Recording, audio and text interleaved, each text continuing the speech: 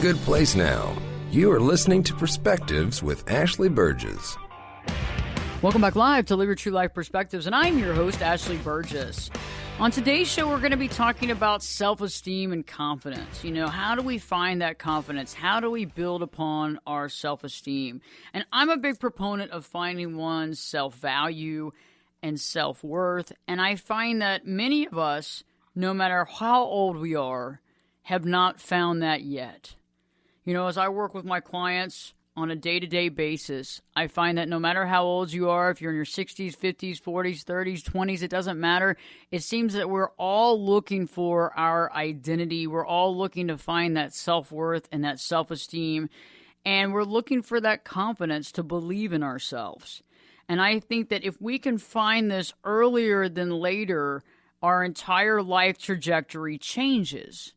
Because the things that we do when we don't know who we are, or the things that we do when we don't have self-confidence, really does cause us to spiral out of control. We can be self-sabotaging to ourselves. We can create things that we don't want to create in our life, where we feel like we're walking uphill trying to make things right, the wrongs that we've created in our own life. And I find that if we can tackle these issues early, if we were children, think about that. So many of us were not raised in a family that we were taught about self-esteem or self-worth. We weren't talked about, you know, having that unconditional self-love and understanding that, you know, quite the opposite. I mean, the reason for that is because our parents didn't understand. Our parents didn't know that information, and that's why they couldn't share it with their children. It wasn't because they were trying to hide something from you. It's just because they didn't know it themselves. So what if we could change things? What if we could learn these concepts as children? And what if we could learn these concepts in an amazing way where children could read about characters going through different experiences and understand how this directly reflects into their life, and how to take the character's journey and put that into their own life to find their true identity, to find their confidence, their self-worth, and their self-esteem. And so joining me today is a person that we call an Imagineer. And I love that word, Imagineer. Think about that. And being an Imagineer just sounds so, well, it sounds so amazing. And Tamsin Wood is joining me today. And Tamsin is also the author of Tales of Canglford Nock. And it's a series. It's a multiple-part series. And this is directed to children, obviously not just children. It can also be adults. But the thing is that it's helping to raise confidence in children. And nowadays, especially right now, I think that most of us are dealing with times that we were challenged by, because they're unprecedented times. I mean, we're dealing with a COVID-19 pandemic. We're dealing with kids having to stay home from school and learn on their computer. And they are not doing college work while they're working as adults. They're children. And so we're in a time and place right now that finding that confidence and finding that self-esteem and finding that self-worth is more important than ever. Tamsin, thank you so much for joining me live here on Live Your True Life Perspectives. How are you doing? I am so well. Thank you, Ashley. It's great to be with you today. I am so glad to have you. And, you know, I've read your series, and I love it because, you know, we're talking about adults that I work with, and even myself before I started doing the real work. I didn't understand how to find self-esteem and how to find that confidence and self-worth. So tell me, what was the reason or the muse for even to beginning to fathom Canglford Nock series? Tell me more about that.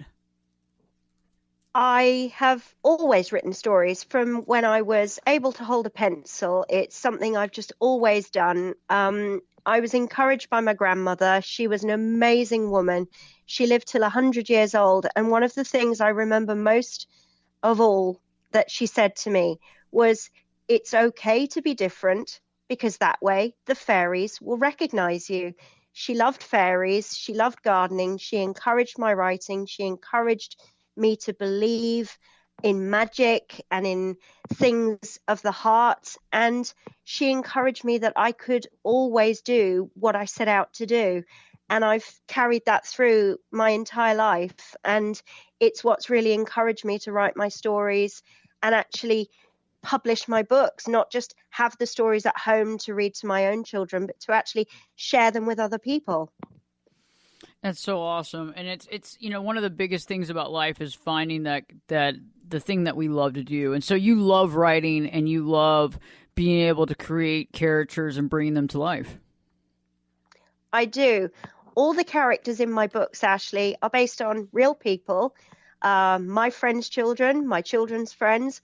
So all of them have a very personal place in my heart.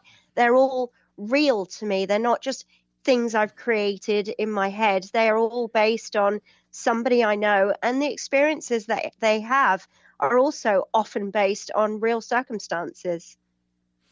I find it interesting. You're right.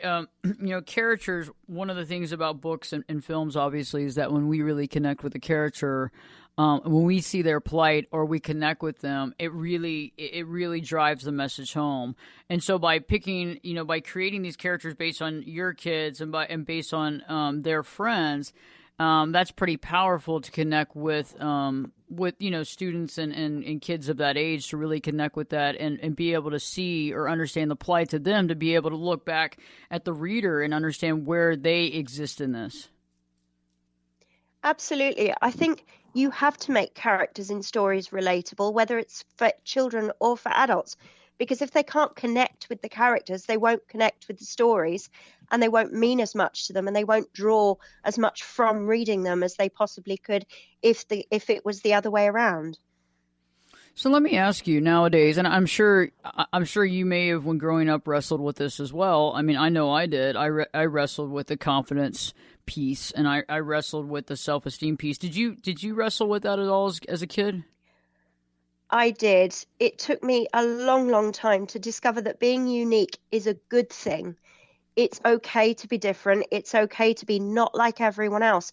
But it took me years and years and years to accept that something that I was good at was worth sharing with other people. It takes a lot of courage to realize that a gift that you might not believe in yourself is a good thing. Other people can encourage you. And I think that's so important for people to encourage each other. I think that all of us have such special gifts, no matter what they are, whether it's writing, drawing, presenting on the radio, whatever that may be, is to encourage it and to nurture it and to get people to share those gifts, because in sharing them, we can encourage each other.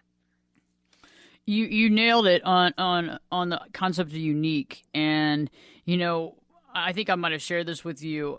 When I was growing up, my voice is very different from most voices, and I remember my friends were all the cheerleaders in middle school and elementary school, and they always had these high-pitched cheerleader voices, and I always wanted to have that, and obviously I didn't. I mean, I was trying to, change my voice back in elementary school, and it didn't work. But isn't it interesting how the things that really do make us unique growing up when we're young are the things that, we can't stand, because it's the things that, kind of separate us from the group?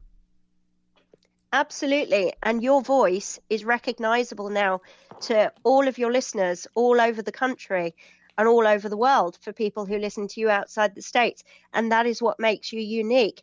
You listen to you, you're listening to Ashley Burgess. And hopefully maybe one day people will read my books and they will know those are my books because of the messages that they contain, and that they are special and unique in their own way. I don't think I'll ever be as famous as you, though. Oh, my gosh, you're so sweet. You're coming back on, right? You're coming back on the show multiple times. I hope so. I would absolutely love that. Awesome. Well, you definitely are invited. Tamsin, I think it's interesting, too. Let me ask you, when you're looking at these characters, what's the things that you really want the reader to begin with when they're first reading this, when they're first reading the tales? What are some of the things that, because I would assume that this book, because I've read, I read multiple times, I assume that you write it to be read multiple times. What's the first level of information or connection that you want the reader to get? I want them to understand that these things that happen to my characters in the stories are things that can happen to anyone. They're situations that we all have found ourselves in. I've drawn on personal experience. I've drawn on experiences that I've seen my children go through and their friends go through. And these, again, we go back to this topic of things being relatable. And that's so important that, I want kids to look at this and think, it doesn't just happen to me, it happens to other people. And then they won't feel quite so alone if they're going through something and trying to figure out how to solve it, because they will realize that there are answers to these questions that they have. There are solutions to the problems that they may have. And all they have to do is look for them and ask for help and find them, and everything will work out. I think it's interesting how each of the stories in the series really talk about those important issues. And I think, like, when we talk about friendship is a big one, or being responsible. And let's talk about some of your characters. What about Nathaniel? Let's talk about Nathaniel. Nathaniel is one of my favorites. He's an absolute gorgeous little guy, and he has a real talent for something, but he just, at the beginning of the story, feels like nobody else understands his talent. Nobody else would appreciate it. So he hides it away. And that is relatable, I think, to so many, not just kids, but adults out there. They have hidden talents, which they undervalue. They undervalue themselves. Other people may have undervalued. They may have been laughed at when they were kids. They may have been told that's nothing special. And what we need to do is we need to encourage each other. We need to look at those things and say, wow, that's amazing, because that's all it takes for Nathaniel is just one person saying to him, I could never do what you do. That is so amazing. Why don't you share it with people? And the minute he does that and he finds that confidence, he goes out there and he wows everyone. And I think that's something that we need to encourage in our kids, is that if you have a talent, share it, because it will impress people and they will be so excited for you. And it could get better and it could get bigger and it could really turn into something in your future. Encouragement is such a big deal, and I think nowadays more than ever it's so important, but I do think that nowadays more than ever it's the thing that's overlooked. Absolutely. I think in a little small way, we've become very self-centered in a lot of what we do and how we live. We've become very focused on self, and what we need to do is turn back to facing each other and helping our fellow men and holding each other's hands and lifting each other up and remembering that it isn't just about us. Yes, exactly. It's more. It's the unity of us, and it's the village. You know, how do you explain kind of building, from a perspective in speaking toward children, building up their friends? Because I think that it's kind of scary, because I think sometimes even saying something like that, kind of puts the spotlight back on the child that's saying, wow, you're doing a good job. Or maybe they haven't heard it before from their parents. How do you begin that communication? I think you let them know that we are all human and that we can all make mistakes, but we can all learn from those mistakes and do better next time. That's amazing. When we return, we're going to be talking more with Tamsin on the concept of self-confidence, really talking about these different characters in the series, understanding how this can prepare, our kids for their future. Because if they are able to have this knowledge is power. And that's the thing, because I think a lot of us were raised in situations where we didn't know this information. Had we had known this information, we could have made different changes. And right before we were even talking on air, Tamsin and I were talking about if we had known things before, how different our life would be. And I think that you would agree with us as well. So when we return, Tamsin's going to be joining me here live on Live Your True Life Perspectives. So stay here, stay on the dial. Live Your True Life Perspectives with your host, me, Ashley Burgess, will be back. And I'll be back this time in 2 shakes.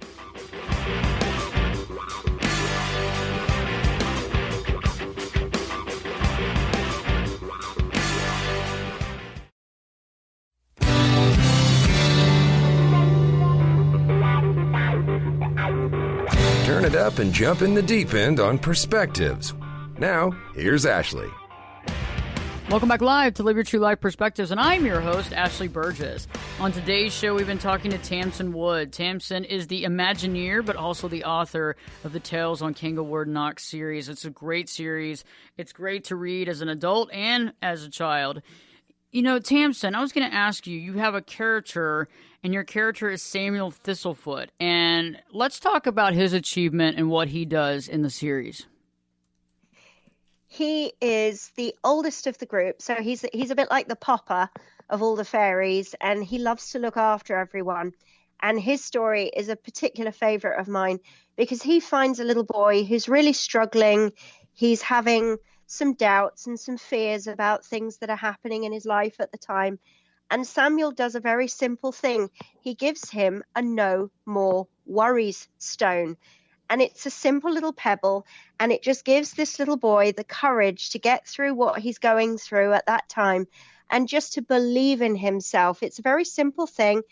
It could be magical. It could just be the thought of the support that he's being given and that somebody's listening to him.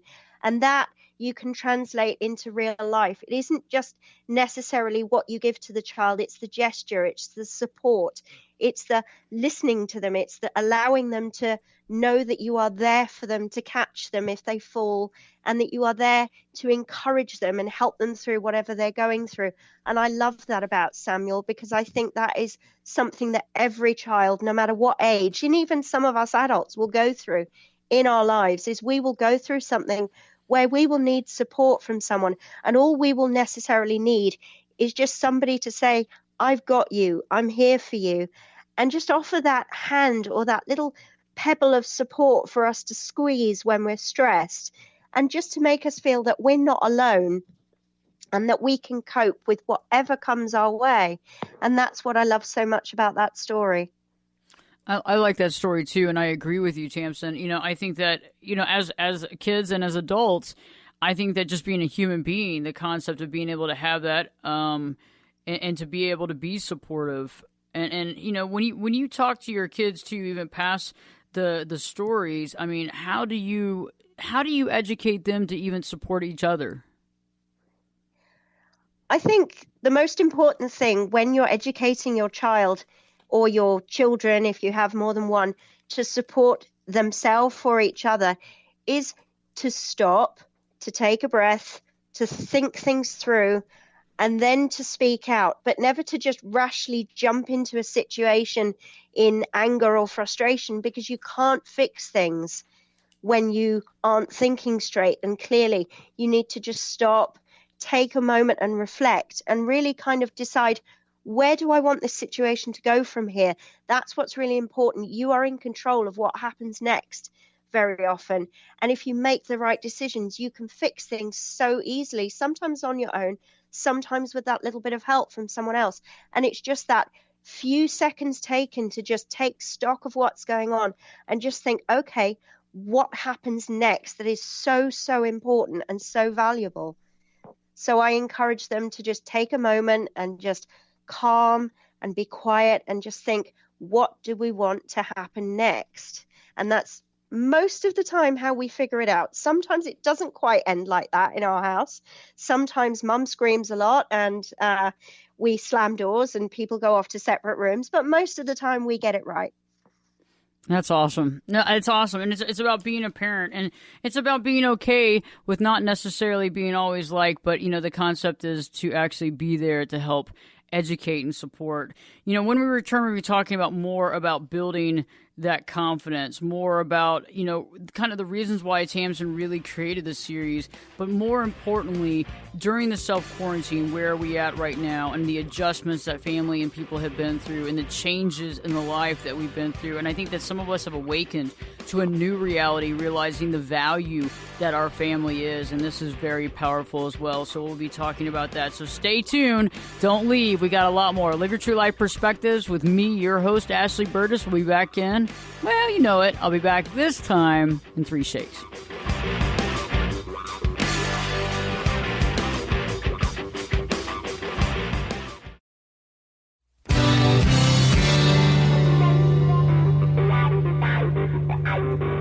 Turn it up and jump in the deep end on perspectives.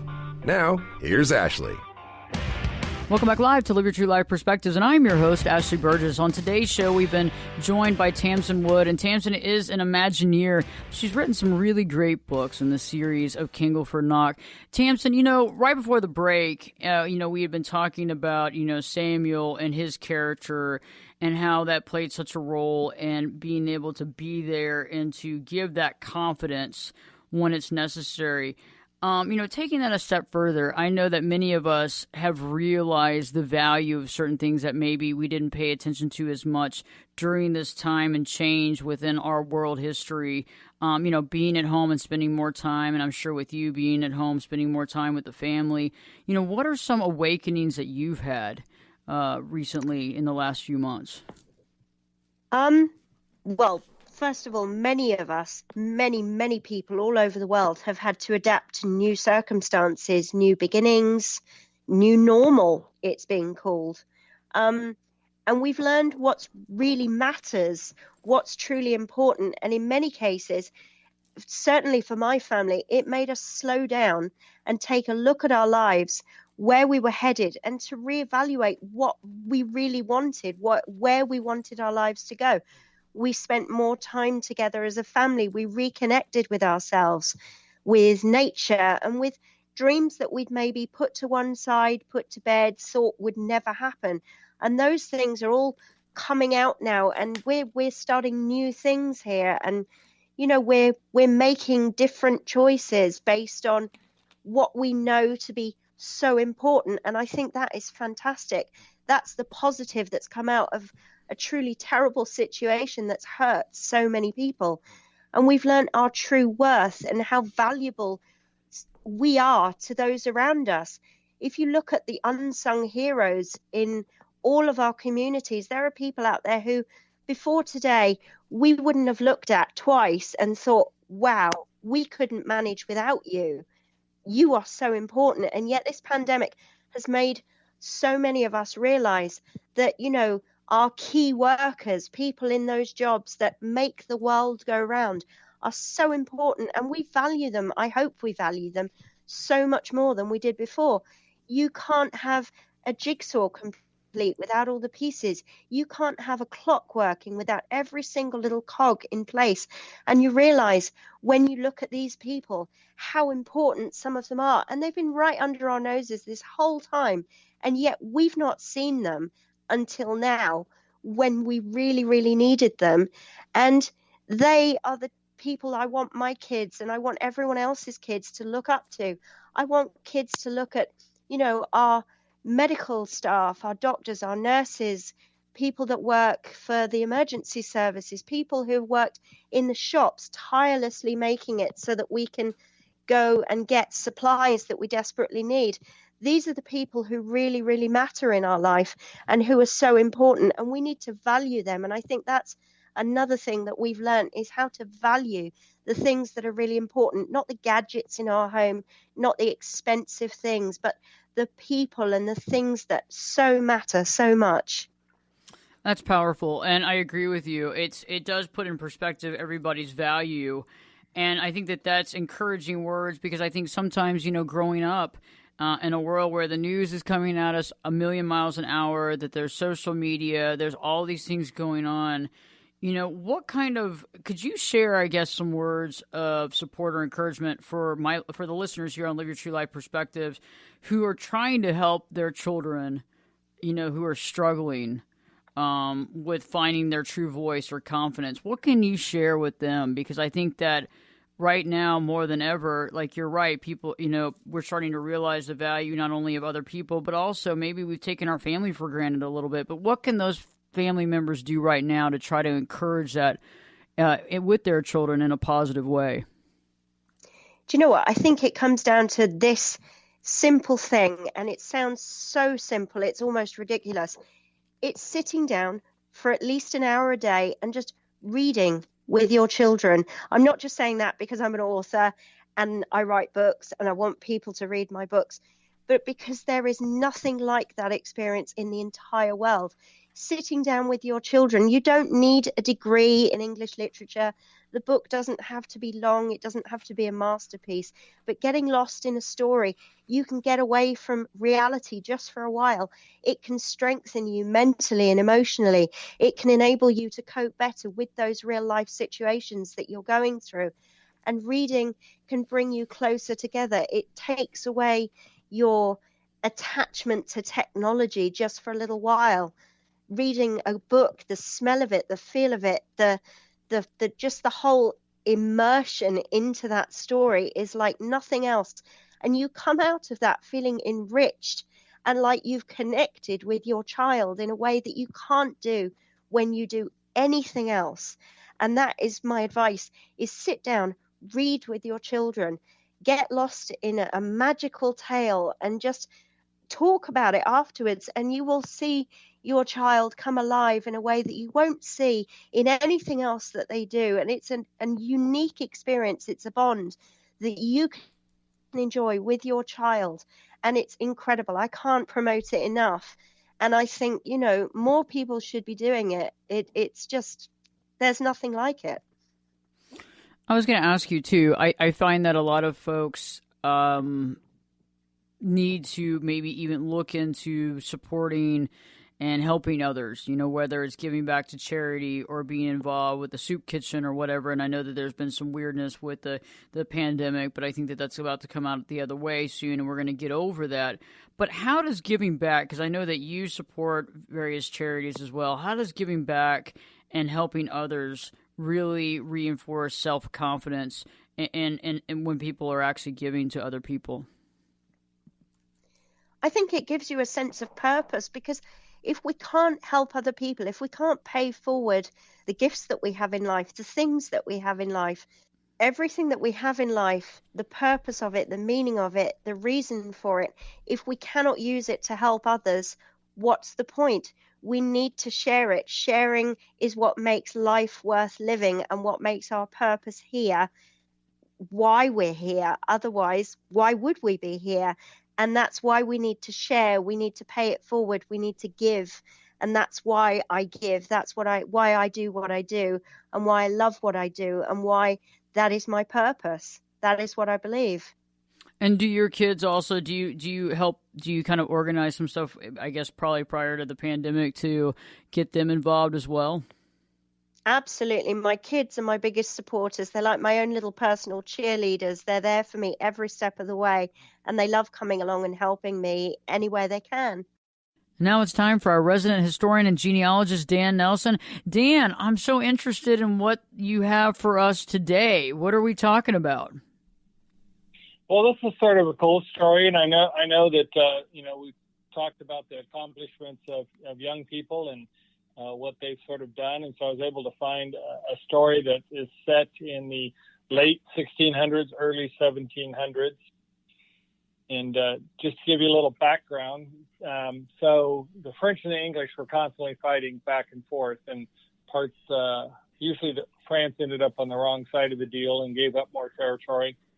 But they were constantly attacking, and they got certain Indian tribes tended to side with one or the other. So the Iroquois tended to side with the French, the Mohawks with the English, but they could change alliances too. So what happened in February 8th, 1690, late in the evening, the French troops with their Native American allies mounted an attack on Schenectady, New York. So those of you from New York know where Schenectady is, up by Albany. And it was really infamous, and it was called the Schenectady Massacre because of what happened. So there were 60 men, women, and children that were killed in the initial attack. And then they took 27 men and boys, including the guy we're going to talk about named Lawrence, or Lawrence would be the English version of that, from Schenectady. And they took those guys, and they, while the town was still burning, and they decided that these people should be captives, most likely to work as servants in Canada, basically slaves, but they called them servants, and took them back up there. Sometimes as hostages, if they were people of means, they could buy their way out, use as trade-offs for people that were captured by the other side. So they hauled all these people up to Canada. When I say they hauled, they walked in the winter. I mean, this is February. All the way from Schenectady to Montreal. And it was so bad that 50 of the horses that the French captured in Schenectady had to be killed for food on the trek back, and stragglers didn't make it. Meanwhile, as they're on their way back, English and Mohawk troops from Albany were harassing them. So it wasn't just walk back. It was sort of like, make sure you don't get killed by friendly fire while you're marching back. So they got them up there, and basically he got given to an Indian family, and he remained there for years, and he learned their language and their customs, and basically was adopted by the tribe. So when he was 13 when he was adopted. And so then as he became a little bit older, sort of a young adult, he got permission to go visit Schenectady, promising he'd return. And then when he was there, his relatives were like, no, you got to stay. And he's like, no, I'm cool. I like the Indian way of life. I want to go back. So while he's asleep, his sister cuts off his scalp lock. And he wakes in the morning and finds it's gone. And he says, this is a disgrace. I can't go back without my lock. So I must remain here till it's grown. Of course, then you hang out, the luxuries of the white man's life, went to Starbucks, got his latte, whatever, that he thought was, a better life maybe after all, because it takes a while for his hair to grow back. He became an expert and trusted interpreter for the province of New France and for New York. And what he ended up doing was being the number one interpreter. Nobody else was allowed to interpret between the Indians and him. He even got hired by the Dutch to translate their holy scriptures into the language of the Mohawks so that they could learn about the beliefs of the Dutch church. And so he was a really influential guy there, to the point that the natives, because they so appreciated what he did with the interpreting, they gave him 5 small islands in the middle of the Maquas River. So you're a big deal when people give you islands to express their satisfaction with the work you do. So he ended up dying in 1742 and left 10 children living at the time he left. But the really interesting thing that I found is he was successful enough. So you sort of knew where people were successful or not by whether they got a painting done of them. And of course, it's also good if the painting survived, so we know it was done. And he had a painting done of him in his formal wear, but he wore his hair long like an Indian in these formal pictures. So in this picture, I would guess he's a man of mid-50s with long Indian-like hair. I'm not talking about the powdered wig. So he never quite let go of some of the part of that history. So I thought it was pretty interesting for a 13-year-old boy to make it on the walk all the way from Schenectady to Montreal, but then to embrace and learn the customs and the language, and then turn around and sort of by accident, because his sister cut off his locks, become a valuable person, to his original tribe, if you will, of English folks, Dutch English folks, and being a successful interpreter for them. I think that's really amazing. I mean, how successful and at such a young age to be that perseverance, to have that perseverance and to really have that calling. Yeah, absolutely. A lot of people didn't make it, there's very few people today that could walk that distance in February and survive. Yeah, to be able to do that and then turn around and be able to be successful why did the sister do that? So that he wouldn't go back?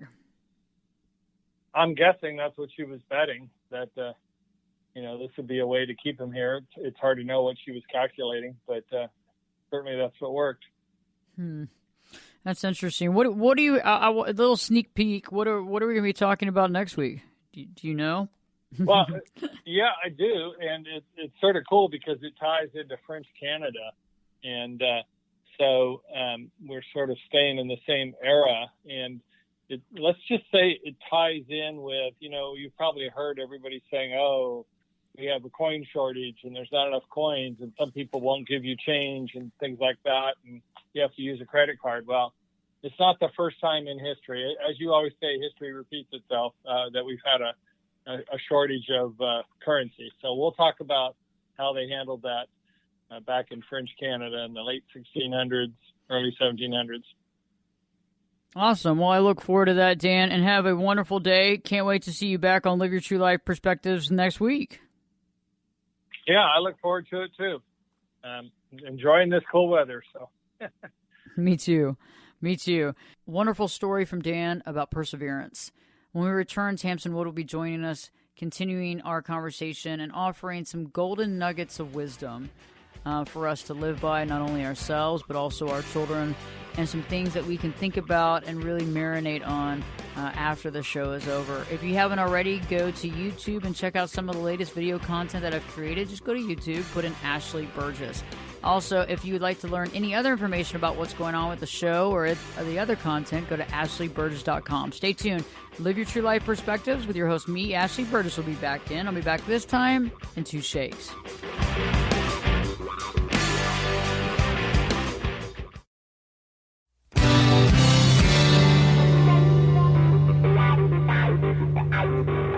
Get in here. You're listening to Perspectives with Ashley Burgess. Welcome back live to Live Your True Life Perspectives, and I'm your host, Ashley Burgess. Joining me here on the show, Tamsin Wood. Tamsin is an Imagineer, and also she's the writer of these great series, the Canglford Nock. You know, Tamsin, right before the break, you and I have been talking about just some things that are really important for you to address to the audience. And I ask everybody that's ever on the show to give me some of their golden nuggets of thought and wisdom. Can you share with me 3 golden nuggets of wisdom that you'd like to share with the Live Your True Life audience? Well, the fairies helped me out with these. They're absolutely brilliant.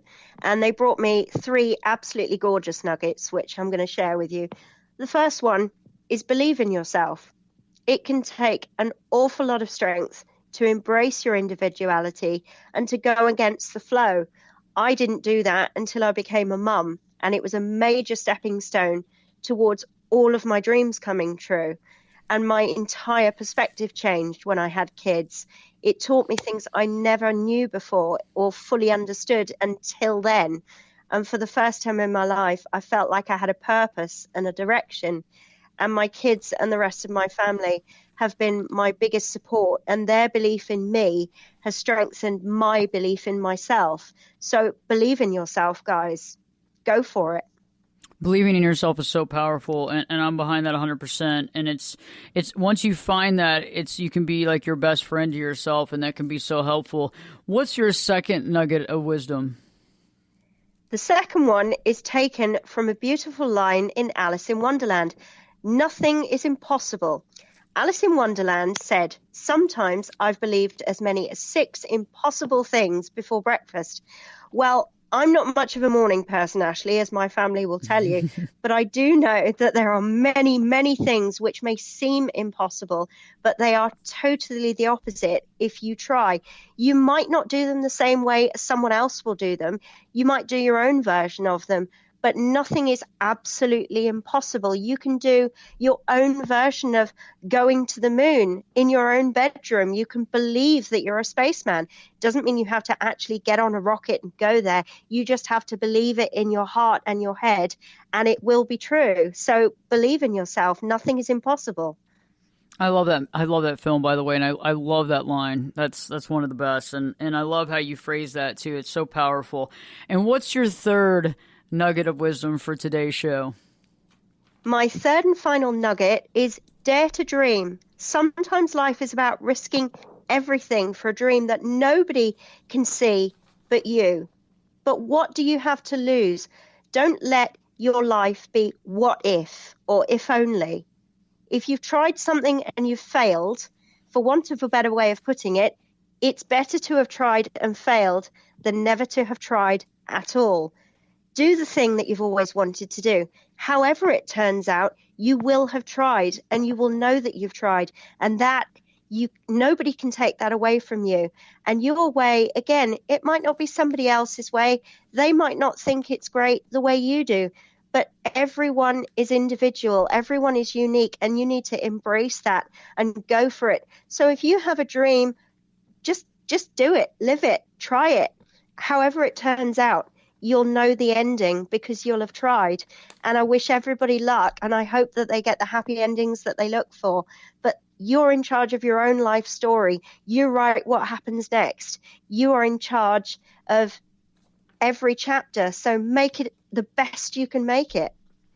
Tamsin, thank you so much for coming on. And if you want to find more information about Tamsin, you can go to www.oncanglefordnock.co.uk. on canglefordnock.co.uk. Also, you could go to Facebook at Cangleford Nock. And I just love her words of wisdom, and I can't wait to have her back on. And in the meantime, for you, be yourself. Embrace yourself. Embrace your beauty and uniqueness. And in the same token, realize how valuable you truly are. And I know it's hard sometimes to understand how valuable we are. And it's just realizing that value, not in obviously a narcissistic way, but realizing that value in a way of resonating with our highest frequency. And I want us to become best friends to ourselves. And I've done some great videos on this content that can help you explore those subject matters and really work on that. If you just go to YouTube and put in Ashley, Berges, or go to my website, ashleyberges.com, ASHLEYBERGES, ashleyberges.com. You can find all social media links, YouTube links, and also you can actually go there right online and set up an appointment one-on-one with me at ashleyberges.com.